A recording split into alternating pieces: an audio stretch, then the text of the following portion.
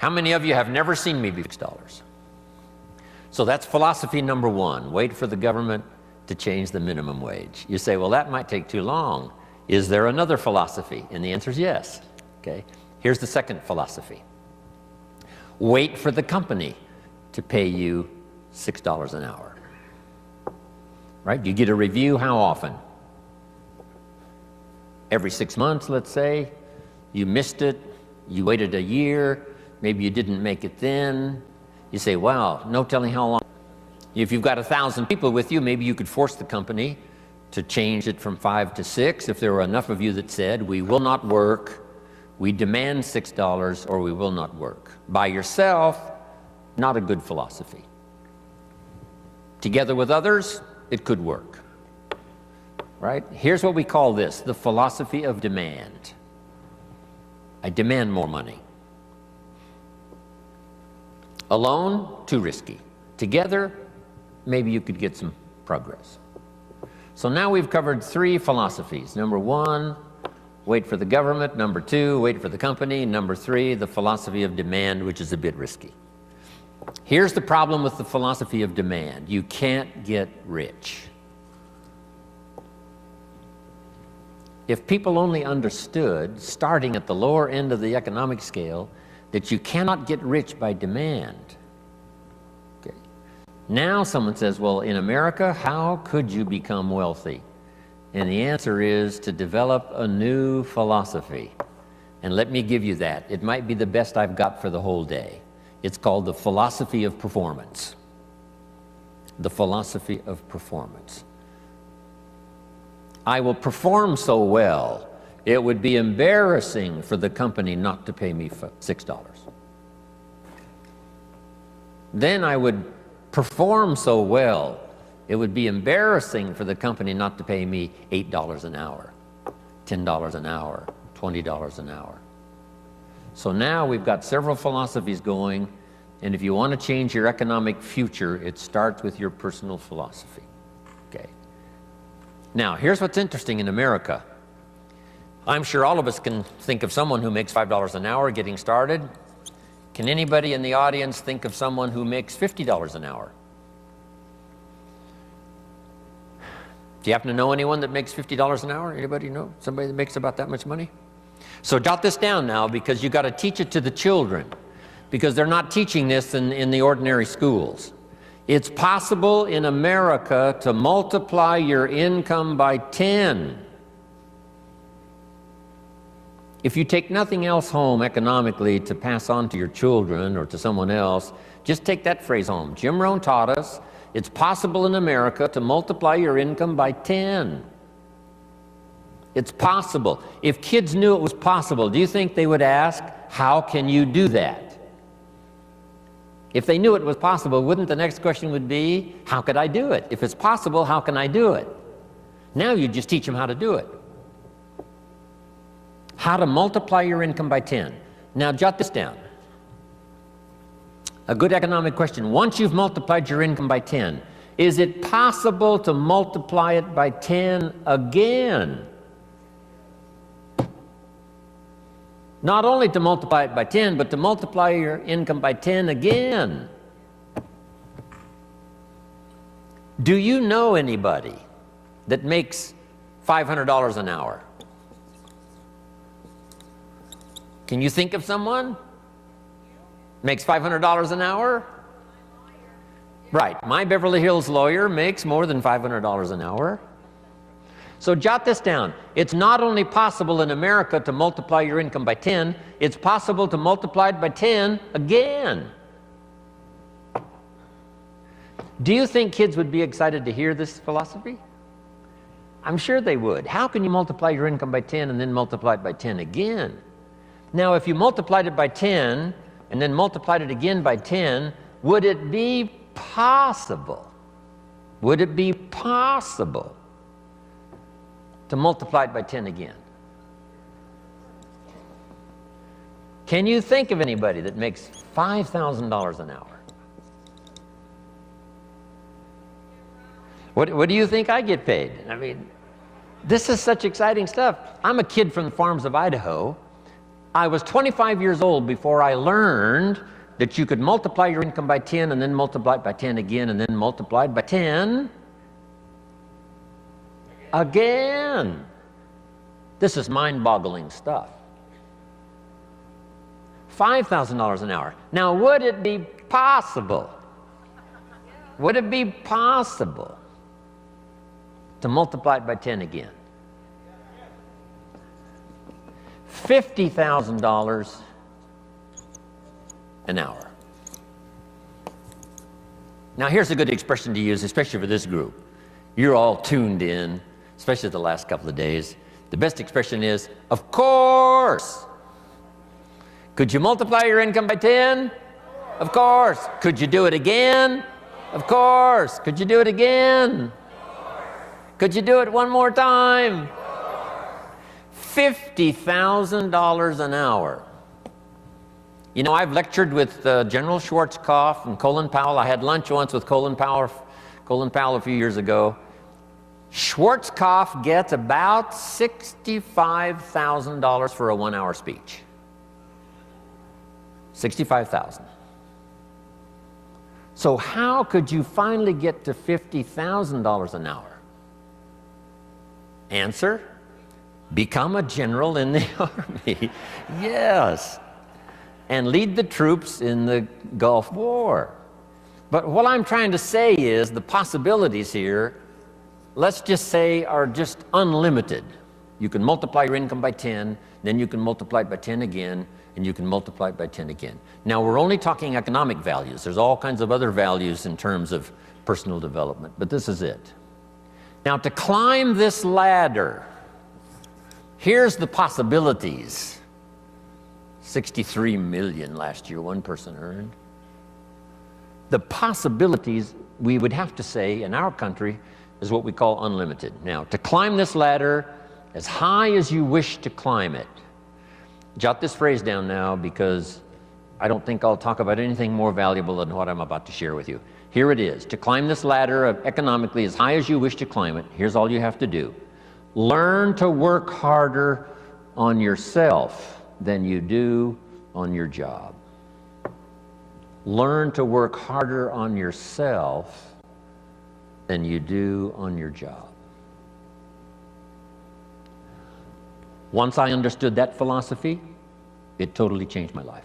I made my first fortune by age 32, starting at age 25. And I've made and lost a few fortunes since then. That one simple philosophy, that it's possible to multiply your income by 10, and then by 10, and then by 10, by 10. And here's the simple way to do it. Work harder on yourself than you do on your job. Here's how it was put to me. If you work hard on your job, you can make a living, which is fantastic. If you work hard on yourself, you can make a fortune, which is super fantastic. At age 25, I went to work on myself. The difference in my economic future was so startling, even in the early years, that I never went back to the old ways. I never went back to the old philosophy. I never went back to the old disciplines. I accepted the new ones, and it changed my life forever. Unbelievable. Here it is in philosophical terms. Just jot this phrase down. This is a good one. Success is something you attract by becoming an attractive person. Success is not something you pursue. Success is something you attract by the person you become, by becoming an attractive person. Now, what could you think of that would start to make you more attractive to the marketplace? This is such simple ABC stuff. Okay? Let me give it to you. Let me start with this. Jim Rohn's view of the 21st century. We've begun a new century, 21. We've begun a new millennium, number 7. Some scholars hold great significance to this 7th millennium. and I think it's probably true. It's going to be the most extraordinary time in the history of the human race, I think. And these opening years now of the new millennium and the new century, how could you take advantage of this extraordinary time in human history and make for yourself an extraordinary life? Because it's all possible. So jot this little quote down now. It's one of the best I've come up with, I think, lately. And I'll just quote it slowly so you can jot it down and take it home. Here it is. From testimonials and from personal experience, we have enough information to conclude that it's possible to design and build and live an extraordinary life. From testimonials and from personal experience, we have enough information to conclude that it's possible to design and build and live an extraordinary life. I'd like to have you think about that, not just here, but even after you've gone back home. Think about it at least often enough to say, I think that's true. From testimonials and from personal experience, we have enough information to conclude that it's possible, it's not a guarantee, but it's possible to design and build and live an extraordinary life. Now, if you believe that and accept it, you just simply use that as a foundation, as the fundamentals.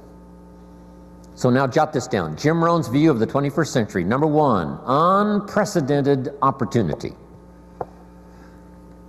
Unprecedented opportunity.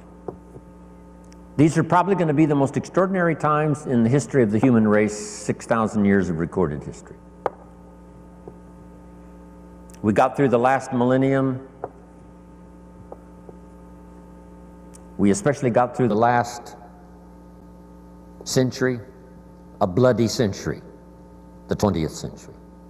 Hopefully those major wars of devastation and destruction are behind us. World War II claimed 50 million lives. 19 million of them were Russian. The devastation of the 20th century was unparalleled and unprecedented. The savagery was unbelievable. The Holocaust was insanity of the most unbelievable kind. Hopefully that is in the century past. And that we have a new chance in a new century to build a new world and a new country and a new future. With all of the challenges. With Saddam Hussein, with the terrorists, and all the rest. Once the walls came down, about 12, 13 years ago, and I was just in Berlin the other day lecturing and had a chance to go to the Brandenburg Gate, Checkpoint Charlie, see part of the old Berlin Wall. Once those walls came down 13 years ago, the world now has forever changed. Because here's how the history of the human race reads. Opportunity mixed with difficulty. Sometimes more difficulty than opportunity.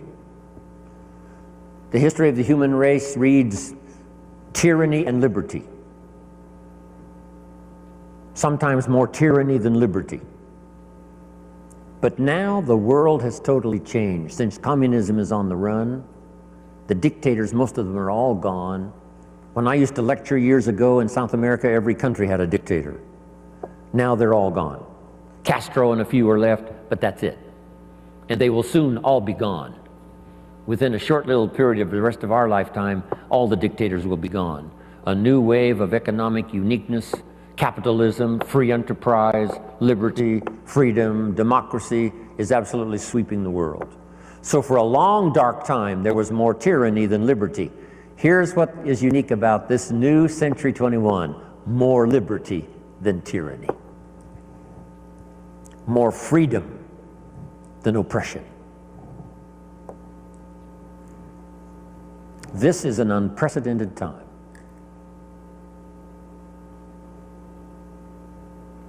Unbelievable opportunity. We have the technology to accomplish the most incredible things. We pick up a telephone now and talk to somebody on the other side of the world with ease. It's incredible. We fly, we've got transportation. I get on an airplane, 13 hours later I'm in Hong Kong. 5 meals, 3 movies, and you're there. I mean, it's unbelievable. I leave at 7:30 this evening to fly all night to Orlando to speak to another group tomorrow in Orlando. It's amazing. With the jets, you can cover the world. I fly the Concorde, 3 hours London, New York. If you fly the Concorde, you can see 2 sunsets in one day. If you're in London when the sun goes down, you fly the Concorde to New York, you watch the sun go down for the second time. I told the group at our little breakfast meeting this morning, if you fly the Concorde due west, the sun comes up in the west. If you haven't tried that, you must try it. On the Concorde, you meet unique people. I met Henry Kissinger on the Concorde. Henry said, I had breakfast in Paris, I'm having lunch here in London, I'm having dinner tonight in New York. If you fly the Concorde. Before his accident, I met Christopher Reeves a couple of times on the Concorde. Said to my business partner, we're going to be okay, Superman's on this plane.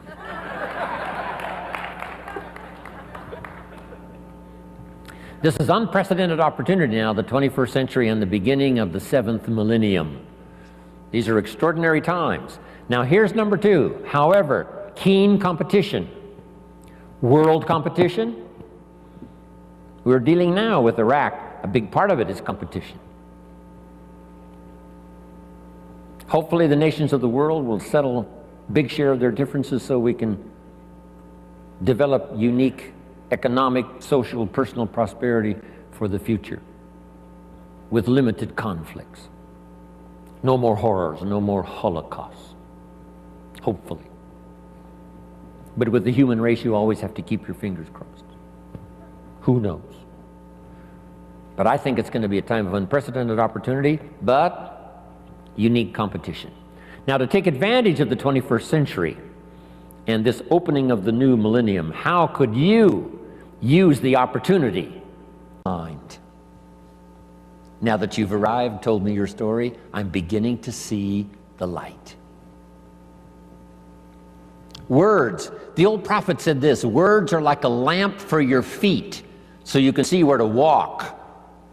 And words are like a light for your pathway, so you can see where to go. With words, you can show somebody where to step and where to go. Wow. I said a little prayer before I left my hotel room this morning and asked God to give me a little stronger gift of words today so that my words might have meaning. Maybe I've caught you at just the right time. Maybe this is the moment for you. And if I can say something uniquely enough, using the English language best as I can, words are sometimes clumsy when you try to express what's going on in your head, let alone your heart. But if I can do as good a job as I possibly can in the session we've got this morning and then again this afternoon, by the time I'm finished, maybe my words will help turn on another light for you. And you'll be able to see the possibilities better than you've ever seen it before. You'll be able to see yourself more successful than you've ever envisioned it before. If I can wisely say good words. Now I've put communication in 3 parts because all 3 of these parts now help me make more fortunes. Here's the first one. It's called training. Training is simply showing somebody how to do the business, how to do the job. If you get good at that, the pay is incredible, whether it's your own enterprise or whether you work for someone else. Training pays big money. Here's the next one, teaching. And I've divided the 2 just to make the point. Teaching is more teaching life skills. Teach somebody how to set goals. Gary mentioned, right, making the list and checking them off. Today he gets to check one off. Jim Rohn arrives in San Jose, Santa Clara. I'm so excited about that. Teaching leadership. teaching management, teaching how to become powerful, gifted, influential, teaching father skills, mother skills. I've now, the last 15 years, learned grandfather skills. I set a goal when I became a grandfather to be one of the best grandfathers any grandchildren ever had in the whole wide world. I practice it. I think about it. How to use my newfound life as a grandfather and learn every skill possible to dazzle my grandchildren. I'm one of the best.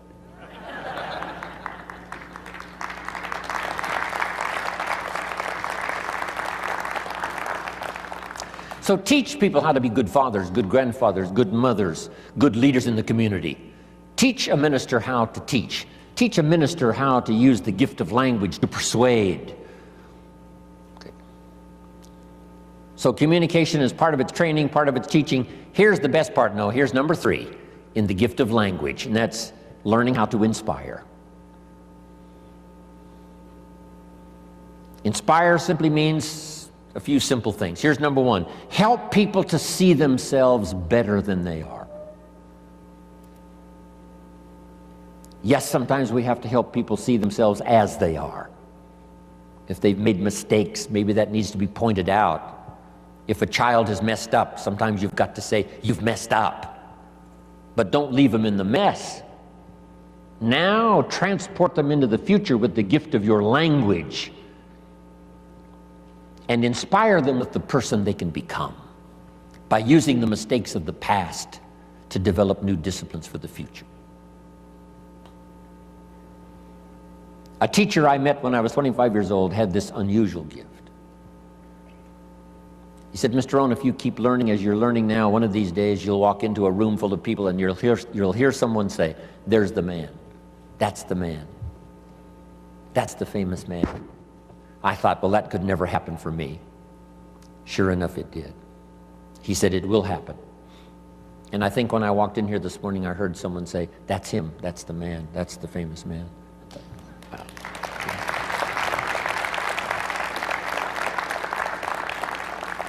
You must transport your children into the future. Yes, you have to take them back to review their mistakes, but don't leave them there. Now transport them into tomorrow. Transport your children into next week. Help them to see themselves 30 days from now, 90 days from now, 6 months from now.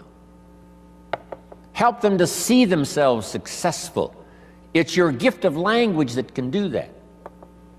Help them to have faith for themselves and faith for the future. The sacred writing says this: faith comes by hearing words, good words. Somebody who well chooses their words and delivers them with uniqueness can inspire faith for somebody to believe the most impossible things can be possible. And that excitement of possibilities comes from hearing or reading unique words. One of the best phrases I could give you for the day, here it is: don't be lazy in language. Don't be lazy in language, because the gift of language can create a career. It can help somebody see the way into the future. It can help somebody change from who they are to who they would like to be. It will help you to see the gift of your own intellect. There's an innate vocabulary in all of us that helps us to see, helps us to translate what's going on in the world, what's happening, so that we can make good decisions instead of poor ones. We can make less mistakes this year than we made last year. One of the major things to pray for is to be gifted in language, because it can have such a dynamic effect on your children. It can have such a dynamic effect on your business. It can have such a dynamic effect on your customers. It can have such a dynamic effect on your business partners, that not to continually get better and better at the gift of language would be a great mistake. Let it open doors nothing else will open, the gift of your language. Let it help people to see possibilities that they cannot see now. And you join in those possibilities and make another fortune and another fortune. all the way up the ladder as far as you wish to go. I don't know how high you need to go.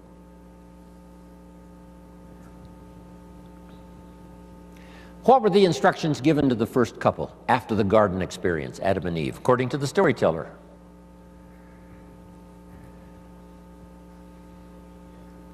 We've got some Bible scholars here, I know. Instructions given to Adam and Eve after the garden experience. Here they are. Number one, multiply. It's a lonely place with just two people. Multiply. But here's one now that is so extraordinary, and I'm going to cover a little bit more of it during our ongoing session here today. Here was the second one. Be fruitful. Be fruitful, kind of an interesting phrase. When I lecture in other countries, sometimes it's difficult to find the right translation for be fruitful. Here's what I think fruitful means. Be productive. The example might be a tree, a fruit tree. Plant a fruit tree. Now, why do that? It's very simple. Teach it to your children. Number one, to survive. The first instinct is to survive. So be productive enough to survive. Be productive enough for your own survival. But is that the end of it? And the answer is no, that's only the beginning of it. To produce enough for yourself is only the beginning. What's the rest? Here's number two, get married. Now you've got to think of ways to produce more than you need for yourself. And guess what that does? It elevates you to a higher life. If you want to live this higher life of a companion, a wife, getting married, see, that now changes the dynamics of your future. It's called stepping up to a better life. And to step up to a better life, here's what you simply do economically. You learn to provide and figure out a way to provide more than you need for yourself. You think of ways to provide enough for yourself and for someone else. Why think of someone else? Why not just think of yourself? Because that's a very limited way to live, just thinking of your own survival. If you want to live a more flourishing, unique life, you must think now of someone else. So now the man says, I must produce enough for myself and for my wife. Is that the end of the life experience? No. Now have children. Take a risk. Having a child is like a throw of the genetic dice. Who knows what's going?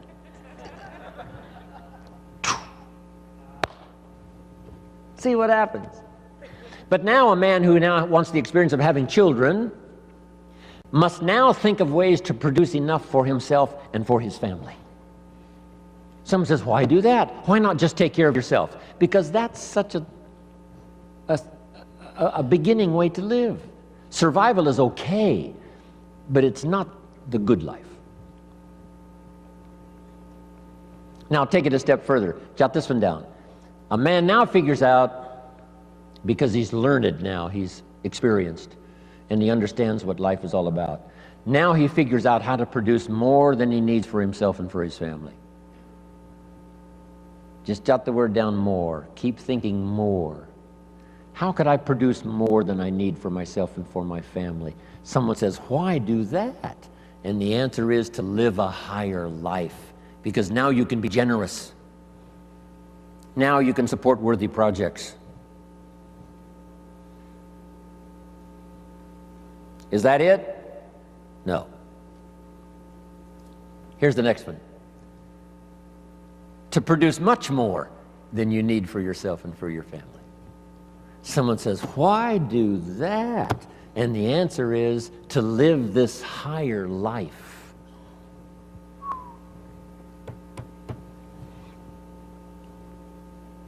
What if you earned $10 million one year and you and your family only needed $3 million? That would probably take care of the average family, $3 million. Some families are more expensive than others, but let's say $3 million would pretty well take care of most families. But you made $10 million, and you and your family only needed $3 million. Now you've got $7 million to give. Wouldn't you like to live that kind of life?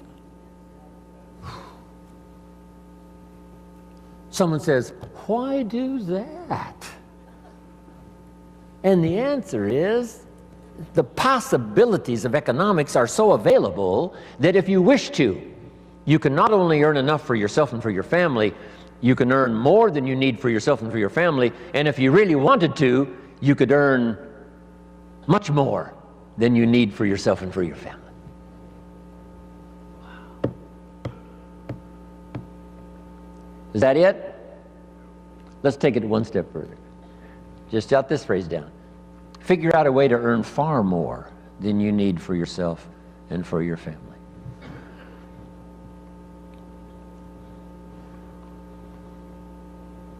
Gary talked about Mark Hughes. I met Mark when he was 19. I still do a lot of work for Herbalife around the world. He started this little company when he was 22, 23, called Herbalife. And he died just a couple of years ago. Mark Hughes, age 44. Guess what he left? Number one, a company worth $680 million, according to the new investors. Here's what he left his son, $350 million. Estimated wealth he created for those who worked for him during the 20 years he was alive, about $3.5 billion. Imagine having the zest and having the wish and having the desire to create billions in wealth, not just for yourself, but for others. 350 million, nice little nest egg for your son. Somebody says, why do that? Can you think of the best answer ever? Jot this phrase down. Why not? Right? What else are you going to do? Just hang in there until the bitter end? No. Why not see how far up this economic ladder you can possibly go to see if you can't live an extraordinary life? Not just an ordinary life. That's okay. Survival, that's okay. You and your family, that's okay. But if you could think larger than that, so that you really go to work on seeing who you could become in terms of influence, in terms of productivity, in terms of living the little phrase I give you called an extraordinary life. Ordinary would be okay. Extraordinary would be the best. Isn't this good stuff? Couldn't wait to get here and tell you about it.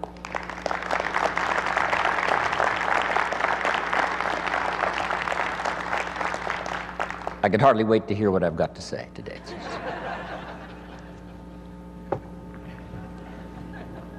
Okay, so number one, to take advantage of the 21st century, make sure I'm on track here. To take advantage of the 21st century, learn multiple skills. Let me give you one more now. It would be useful to know more than one language.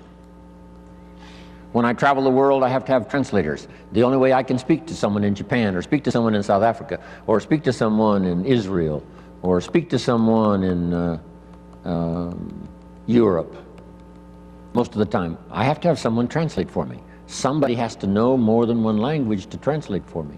And their gift of knowing more than one language makes them uniquely valuable. So that would be another wise idea. Learn more than one language. And number two, learn more than one skill. Number two, learn more than one language. When I was growing up, my father spoke German. He was German, but he never taught me German. I could have learned it. My mother was English, but she spoke French, but she never taught me the French.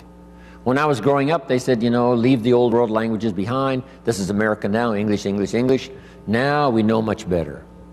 My parents, I could have learned 3 languages as easy as one growing up. So, if you think the time has passed for you to learn that second and third language, make this note now. It's one of the best for the day. Give it as a gift to your children. Encourage them to learn the second, third language, as many as they can learn. I asked a teacher one time, how many languages can a child learn? And she said, as many as you will teach them. They don't lack curiosity, they don't lack capacity, they only lack a teacher. Don't let your child develop 10% of what they're capable of. Don't let them develop 15% of what they're capable of. Give them the opportunity to learn as much percentage as possible of what they're capable of. And for yourself. So, multiple skills, multiple languages. Now, what's the rest? Taking advantage of the 21st century. Jot these notes down. Have you got this? Don't want to erase it if you haven't got it.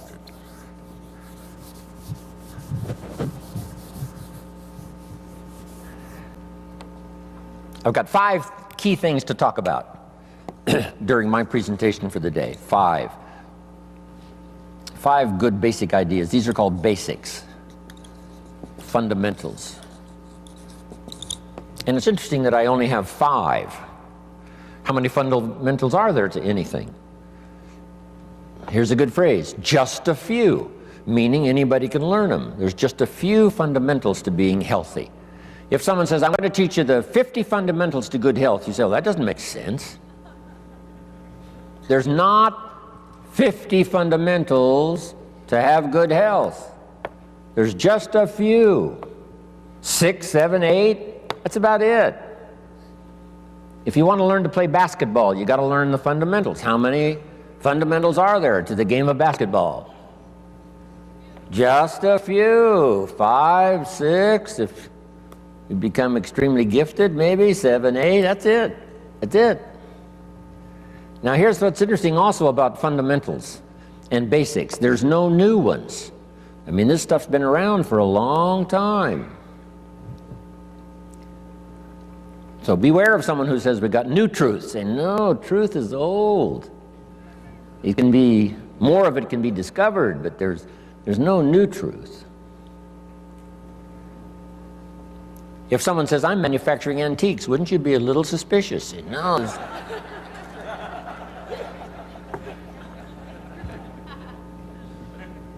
So, skills and fundamentals are like antiques. They've been around forever. The law of averages I teach in one of my seminars. The law of averages. Here's what it says. If you do something often enough, you'll soon have a ratio of results. If you do something often enough, you'll soon have a ratio of results. If at first you talk to 10 people, get 1 to say yes. That means you're getting 1 out of 10. Talk to 10 more, get another one. Talk to 10 more, get another one. Talk to 10 more, get 2 instead of 1. Why is that? You're getting better. The law of averages works for anyone. One we've learned for a long time. Here it is. It doesn't ever change. Whether it's a church or a business, 20% of the people do 80%, 80% do 20%.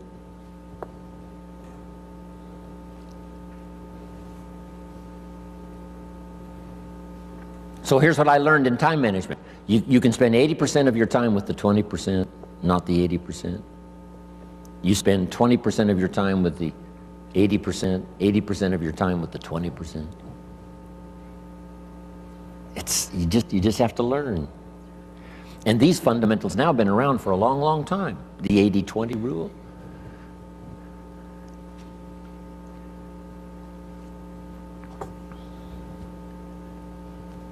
We bring products, tapes, books, videos, right? Things to buy for your ongoing education. We bring books and tapes and CDs, and we bring all that stuff for how many people? You say, well, you'd bring enough for 100% of the people. No. No. No. 20%.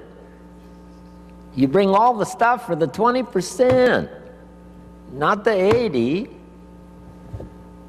Isn't that fascinating? 20%.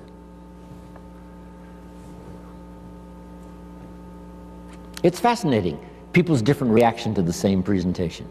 Someone walks out of my seminar and says, wow, I'm going to go change my life. Someone else walks out and says, oh, I've heard all this stuff before. Same seminar.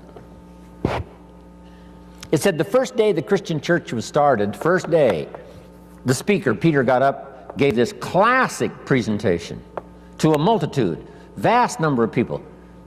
And what was interesting was when he finished, the reaction to his presentation. It said some of the, I think there were thousands. It said some of them laughed at him. And I thought, why would they laugh? He seemed sincere to me. And it said some of them mocked him. And I thought, why would they do that? And I found out they're the mockers. That's what they're supposed to do. And the laughers are supposed to laugh. It said some that heard this magnificent presentation didn't know what was going on. And they're easy to spot. They're usually saying, what's going on, right? I mean, they don't know what's happening. But then it says this, some that heard believed. And the number that believed was about 3,000. Didn't give us the total, but out of the total, 3,000 said, hey, this is good enough to follow. So that's life. Once you learn the percentages, right? It's called the law of averages. It's one of the best studies. It's in some of my CDs and presentations. But now, let's talk about the fundamentals of life, the fundamentals of success. There's just a few. They're basic. It's like ABCs, which I deal with primarily, ABCs. So let's go through them. Here's number one. We've talked a little bit about it by way of introductory. It's called, one, your personal philosophy.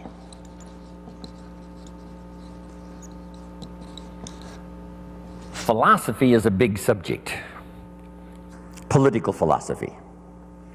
Here's what the communists taught, because I have to deal with it when I go to Russia. The communists taught, capital belongs to the state, not the people. We've taught all these years what? Capital belongs to the people, not the state. Wow, what a difference in economic philosophy. The communists said, people are too dumb and stupid and greedy to know what to do with capital. So you got to take capital away from all the dumb, stupid, greedy people and give all the capital to the all-wise, all-knowing state. And let the state run everything, and let the dumb, stupid people show up for their work assignment. That was the philosophy of communism. They devastated every country they touched with that philosophy. I was just in East Germany. Guess what it's taking just to clean up East Germany after the communists left? $1 trillion.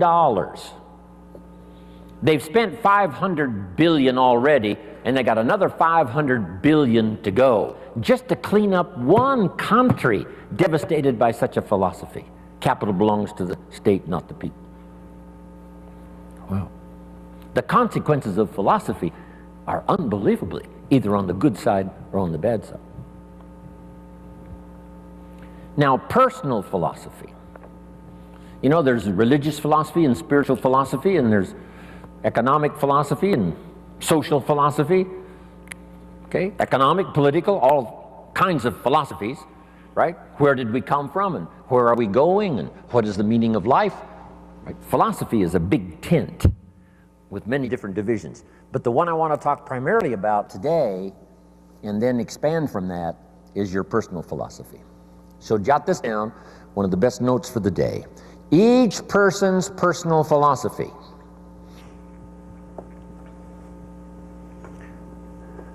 is the greatest determining factor in how your life works out. Each person's personal philosophy is the greatest determining factor in how your life works out. Your economic life, your personal life, your social life, your spiritual life. All starts with the conclusions you've made in your personal philosophy. We gave the example earlier on economics. There's 3 or 4 different philosophies to choose from in your economic future. Now make this note. Personal philosophy is like a guidance system. A guidance system. And it has to start early. When a child goes to school, they've got to have a pretty good guidance system working. And this guidance system does just 2 things primarily. Here's number one. This guidance system helps you to see the dangers over here and try to minimize those or eliminate some of those. That's one of the first orders of human existence, is to learn early where the dangers are so they don't swallow you up, don't devastate you economically, socially, personally, or lose your life. Kids have to get this guidance system working early to spot the signals of the dangers that could wreck their chances to live a good life. Now, this guidance system also helps you to see over here the opportunities so that you could maximize those. So if you learn to minimize the dangers, maximize the opportunities within this working environment now, we call this working things out to live a good life. But you can't possibly live much of a good life if you don't keep learning where the dangers are so you can avoid those, and learn where the opportunities are so that you can maximize those. That's about as simple as I can put working on your personal philosophy.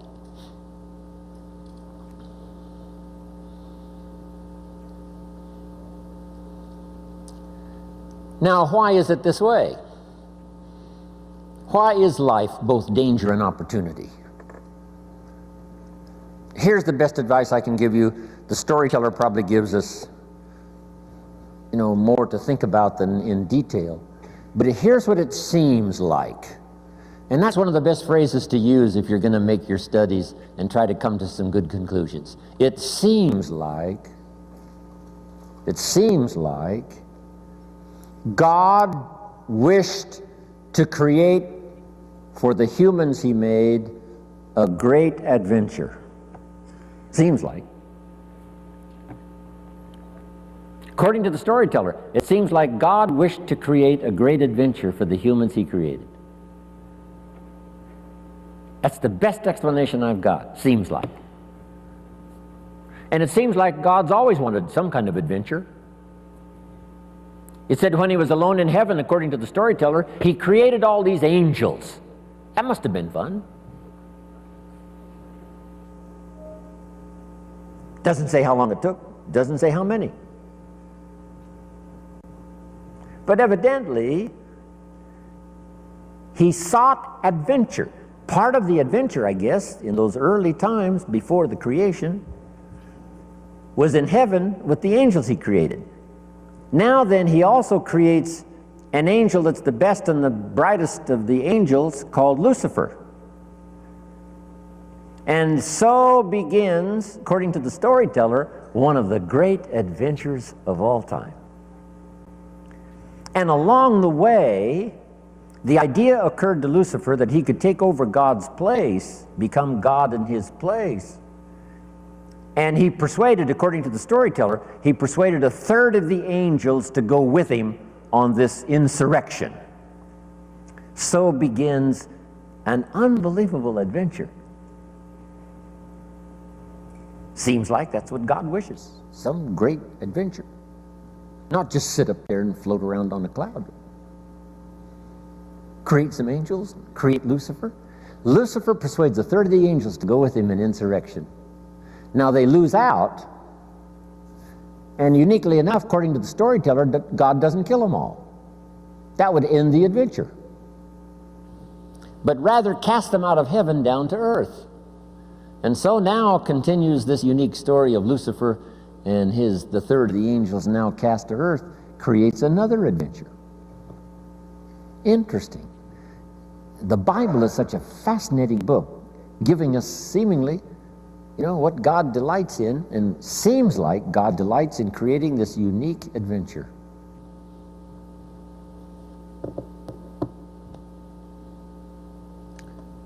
One of the ancient stories says God and Satan were talking things over one day. I thought, well, that doesn't seem possible. But the storyteller says they're looking down on the earth and they're talking things over. I thought, wow, that's remarkable. God and Satan getting together and talking things over. Now, the storyteller doesn't give us many details, so we've got to use our imagination. And on this particular occasion, God got to bragging on one of his favorite creation, his favorite persons, called Job. He said, Job and I have got this great friendship going.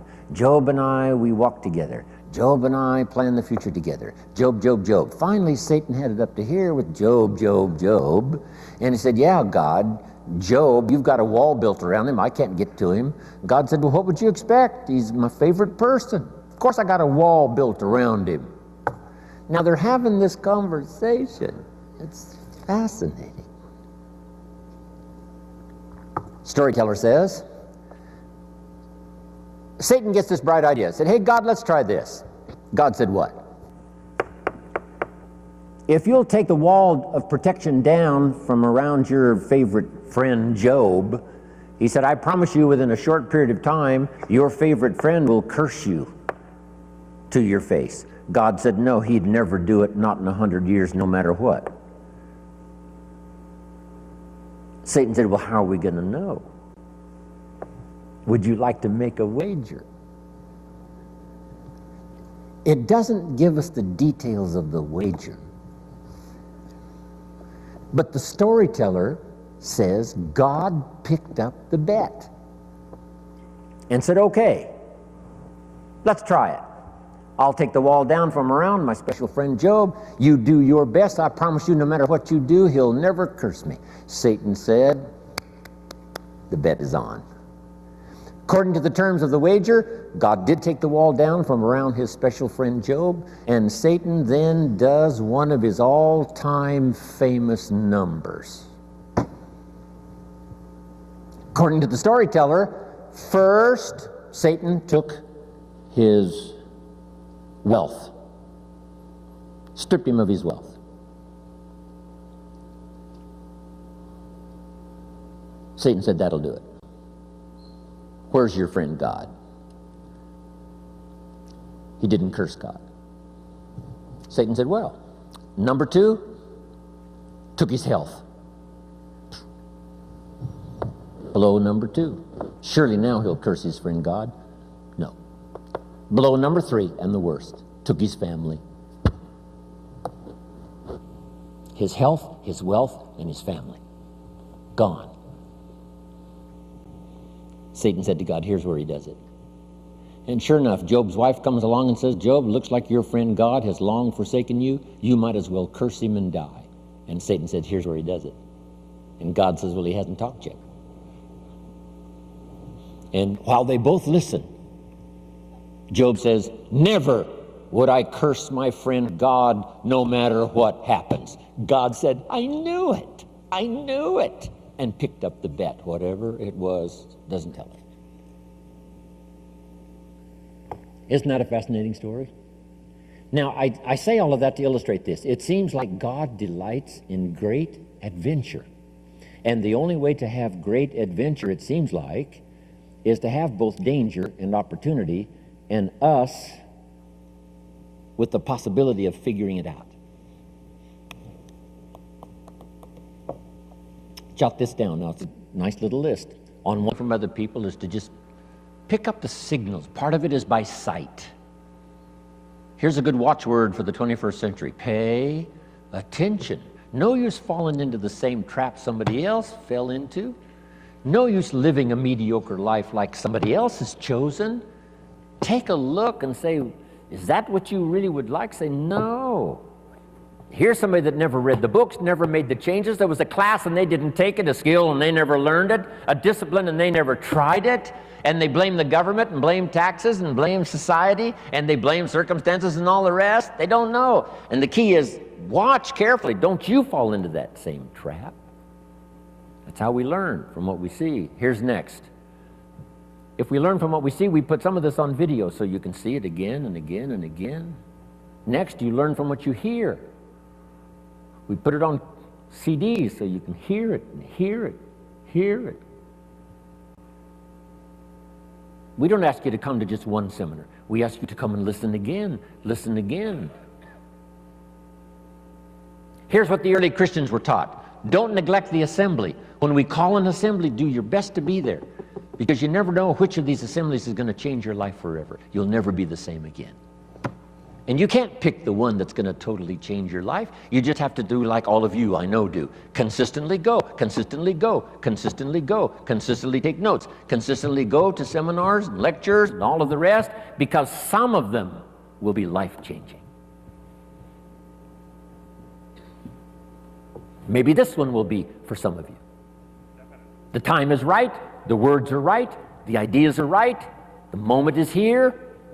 We don't know. We just come as many times as we can, be affected by as much language as we can, and see what that'll do for our sight and our ambition, our willingness to develop skills, be a leader, influential. Here's the next one. Be a selective listener. Don't just load up on stuff that isn't going to count. We all need a little humor, but not that much. Life is a pretty sober place. It's life or death. It's success or failure. It's flourishing or mediocrity. This is a serious matter. So, make sure that what you listen to gives you the full range, a good diet of things to listen to. The positive, yes, but the negative also. We need to hear it from both sides. Okay. Years ago, I saw an advertisement once on Roseanne. Tune into Roseanne, white chicks talking trash. I thought, oh, America needs more of that. Now, you don't need much of that. White chicks talking trash.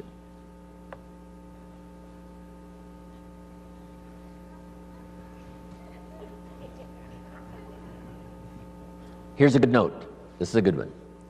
My teacher taught me when I was 25, stand guard at the door of your mind. Stand guard at the door of your mind. And you decide what to listen to, what not to listen to, how much time to give to what.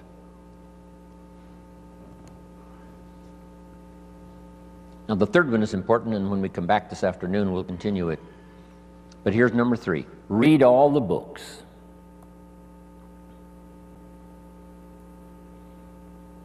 Now, there's millions of books, so you can't read all the books. But here's what I mean by read all the books. Read all the books you need to read to make your fortune, become powerful, influential, healthy, prosperous, aware, bright, helpful, partnership, father, mother, grandparent. Read all the books you need for your life to flourish and become the best it can possibly be during the course of your lifetime. Read all of those books. Don't be short on that list. My library certainly won't do it. I've only written 4 or 5 books. I'm working now on my 5th, I think it's my 5th book. It's going to be for teenagers and college kids. And I think the title is going to be, of course, kids should pay taxes. Of course. It's going to be an interesting book on capitalism, because I teach capitalism now in Russia in very simple form. I might give you a couple of notes on that when we return. I teach kids how to have 2 bicycles, one to ride and one to rent. I mean, it doesn't take long to get into business and make a profit. Here's what changed my life and helped me make my first fortune. Jot this down. The philosophy that helped me make my first fortune. Profits are better than wages. Once I understood that, it was hard to sleep nights the first year. Profits are better than wages. Wages make you a living, which is fine. Profits make you a fortune, which is super fine. And when I started at age 25, I started doing both. Making wages and making profits. Unbelievable. One simple philosophy changed my whole economic future. Profits are better than wages.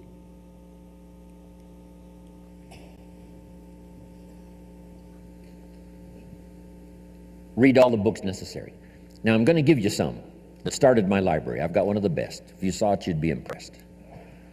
Haven't read everything in my library, but I feel smarter just walking in it. Right. Okay, Gary, where are you? Enough for the first go around here. We'll be back this afternoon with some more. Thank you for your patience. Appreciate it very much.